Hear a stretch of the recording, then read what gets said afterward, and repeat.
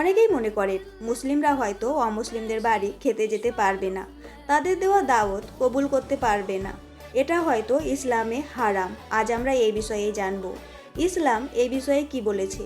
ইসলামের ইতিহাস দেখলে আমরা জানতে পারি আমাদের প্রিয় নবী অমুসলিমদের দেওয়া দাওয়াতও গ্রহণ করেছেন এবং তাদের দেওয়া খাবারও খেয়েছেন। হাদিসে এসেছে, একবার এক ইহুদি মহিলা নবীজিকে খাবারের দাওয়াত দিয়েছিল। নবীজি সেই দাওয়াতে অংশ নিয়েছিলেন এবং খাবার গ্রহণ করেছিলেন। কুরআনেও আল্লাহ তাআলা বলেন, কিতাবধারীদের খাবার তোমাদের জন্য হালাল আর তোমাদের খাবার তাদের জন্য হালাল।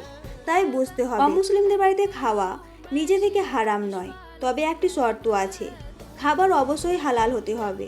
সেখানে যদি এমন কিছু থাকে যেটা ইসলামে হারাম, সেটা খাওয়া যাবে না।